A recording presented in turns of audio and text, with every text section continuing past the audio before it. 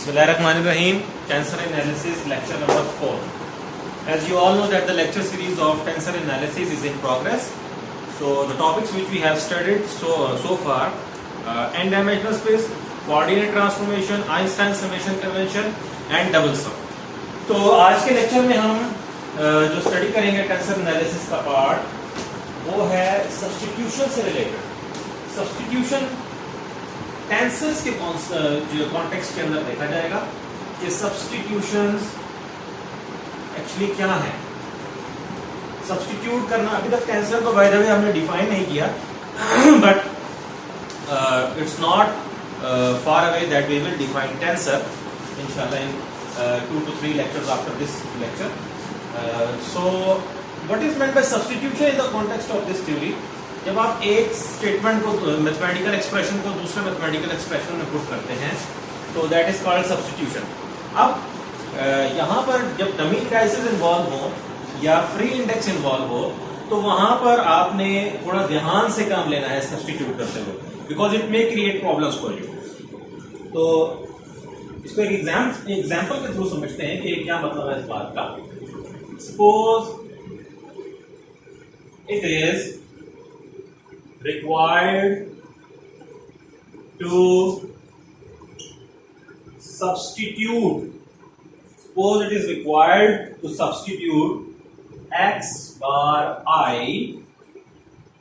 equals to a I j x sub j in the equation q equals to bij x bar I x j। ठीक है, कहते हैं कि suppose आपको जरूरत पड़ गई इसको उठाकर इसमें पुट करने की। ठीक है, तो बात तो जिस तरीके से काम करने की आती है वो तो कैसे होगा। सिंपल सब्स्टिट्यूशन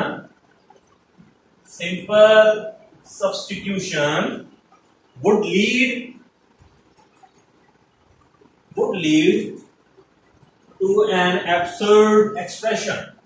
absurd का मतलब होता है मज़ाहिका phase, ridiculous।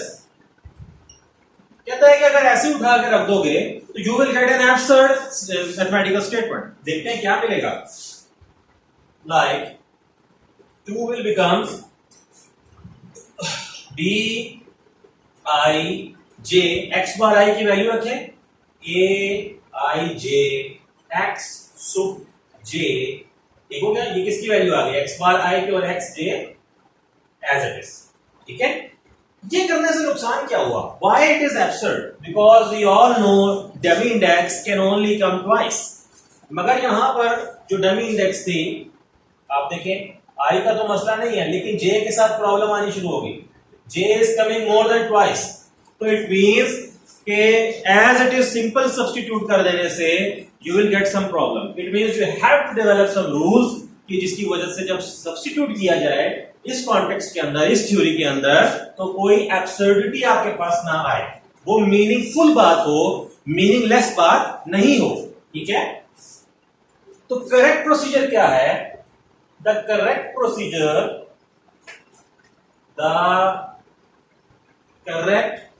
procedure is first to identify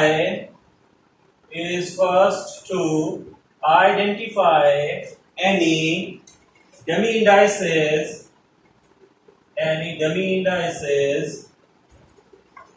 in the expression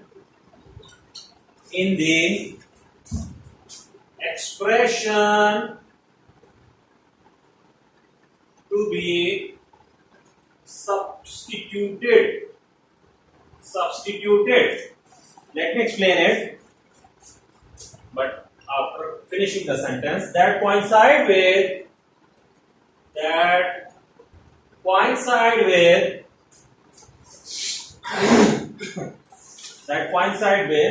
indices occurring in the main expression, occurring in the main expression expression, ठीक है, changing these dummy indices, changing these dummy indices to characters not found in the main expression, not found in the main expression, ठीक है। One may then carry out substitution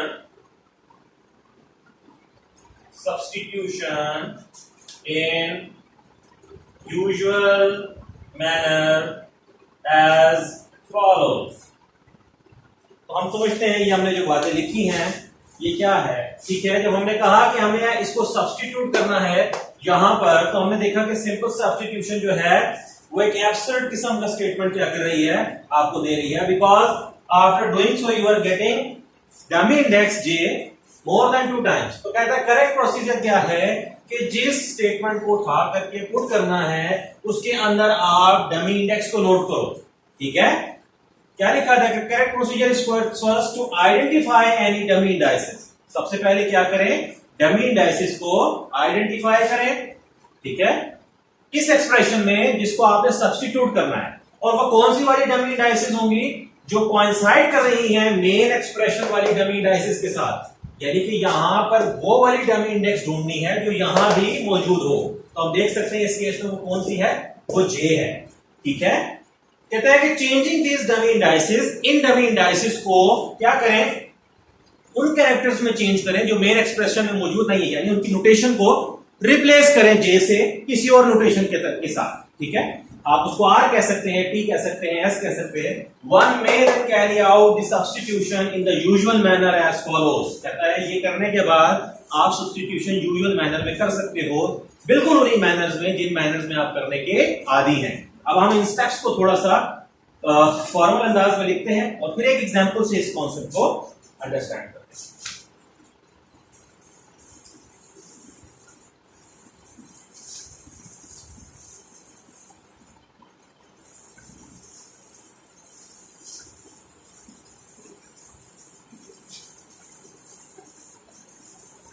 okay,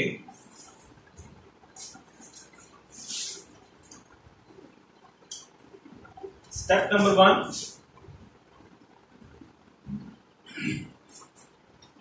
क्या है, क्या करना था वो उसी एग्जांपल के थ्रू स्टेप्स को लिख लेते हैं कि एक्स बार आई में क्या था, ए आई जे एक्स जे, ठीक है।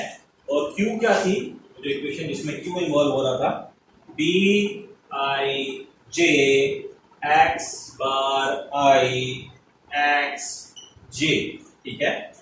वी सी दैट कौन सी डमी इंडेक्स यहां ऐसी है जो यहां की किसी इंडेक्स के साथ कोइंसाइड कर रही है। यहां पर जे ऐसी डमी इंडेक्स है जो यहां वाली इंडेक्सेस के साथ टैली करती है, कोइंसाइड करती है, ठीक है।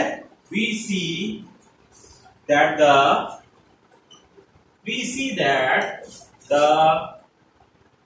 डमी इंडेक्स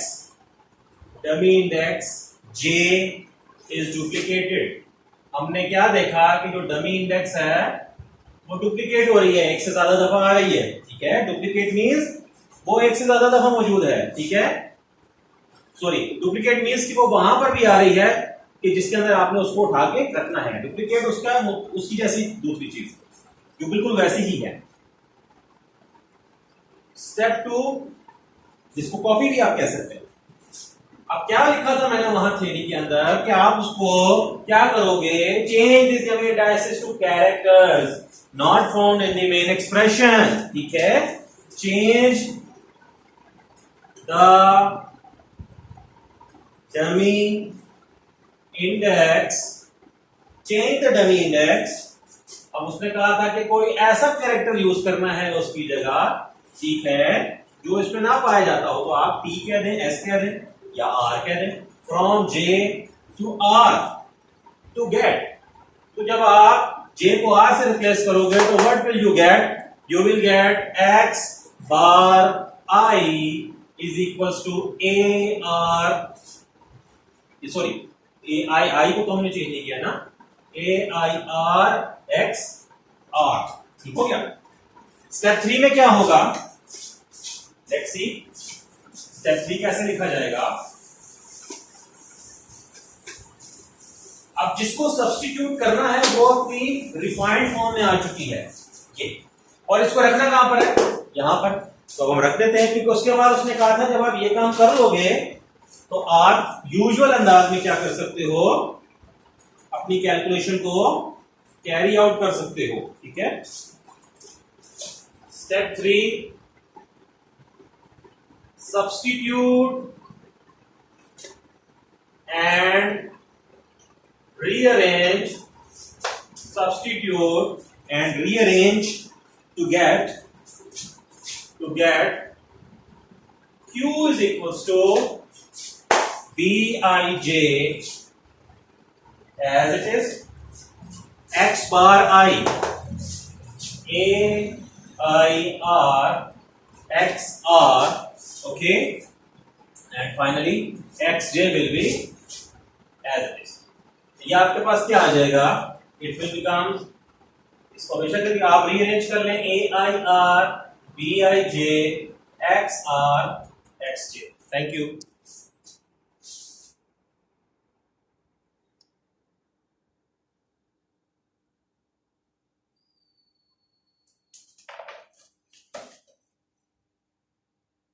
ये क्या हुआ?